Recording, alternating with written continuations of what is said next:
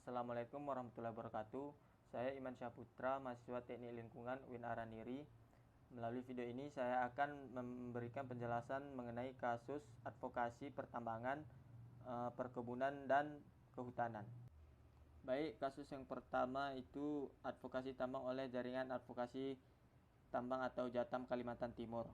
Kasus ini saya anggap menarik karena Kalimantan Timur resmi ditunjuk jadi ibu kota Indonesia baru oleh Presiden Joko Widodo pada 26 Agustus 2019 lalu, berdasarkan pertimbangan minimnya resiko bencana alam.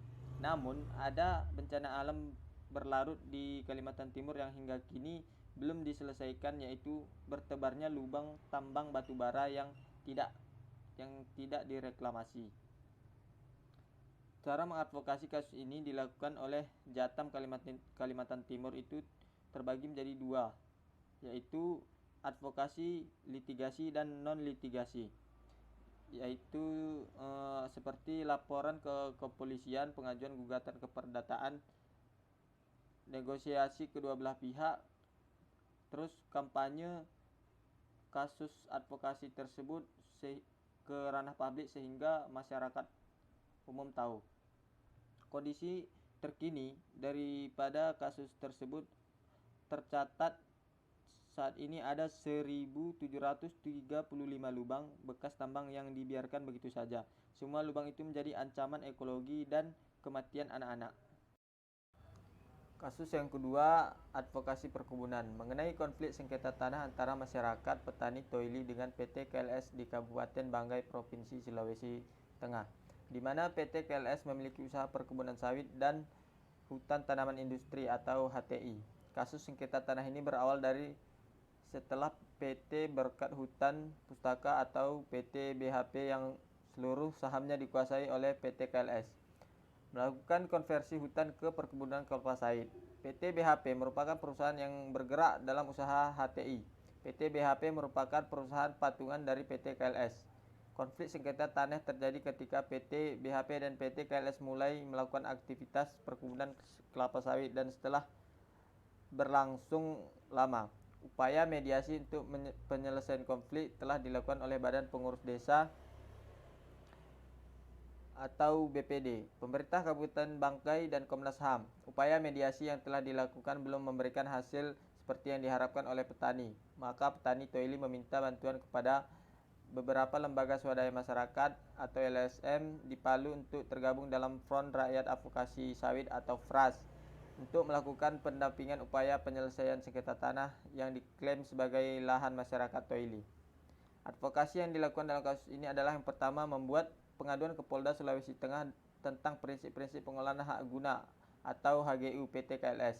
Yang kedua, membuat laporan ke Polres Banggai tentang PT KLS yang tidak memiliki izin usaha perkebunan atau IUP atas nama LBH Sulawesi Tengah tentang alih fungsi hutan tanaman industri atau HTI dan kerusakan lingkungan, dan menyurati Polsek Toili perihal permohonan tindak lanjut tentang pemanggilan terhadap 4 orang petani dalam kasus penyerobotan kawasan HTI. Kondisi terkini kasus ini masih berlanjut hingga sekarang, menyelesaikan konflik, bahkan konflik semakin berlarut-larut dan mengarah pada tindak kekerasan baik yang dilakukan oleh petani Toili dan PT KLS. Kasus yang ketiga itu advokasi perhutanan. Konflik agraria petani 75 tahun divonis bersalah usai tebang pohon jati yang ditanamnya sendiri. 3 petani di desa Alesewo, Sopeng, salah satunya berusia 75 tahun, divonis bersalah karena menebang pohon jati yang ditanam keluarga mereka. Aparat hukum mengklaim pohon-pohon itu masuk kawasan hutan lindung sehingga terlarang untuk ditebang. Padahal, menurut kesaksian para petani, orang tua mereka menanam bibit pohon jati itu bertahun-tahun sebelum negara menjadikan tanah leluhur mereka sebagai hutan lindung. Awal tahun 2020, Aryo Permadani, petani berusia 32 tahun di desa Alesewo, Sopeng, berencana membangun rumah untuk tempat tinggal bersama istri dan 2 anaknya. Sejak menikah, Aryo masih menumpang di rumah ayahnya yang juga seorang petani. Seperti kakak, ayah, ibu, dan leluhurnya di kampung itu, Aryo hendak menggunakan kayu jati yang ditanam keluarganya sebagai bahan rumah sederhananya. Bersama ayah dan pamannya, Sabang bin Bedu, Aryo kemudian menebang 55 pohon jati di kebun keluarganya. Februari 2020, batang-batang jati itu sudah mereka olah menjadi ratusan balok untuk menjadi tiang penyangga atap. Namun, sebelum kayu-kayu itu belum berdiri tegak menjadi rumah, Aryo, Natu, dan Sabang ditangkap polisi atas laporan Kesatuan Pengelolaan Hutan atau KPH.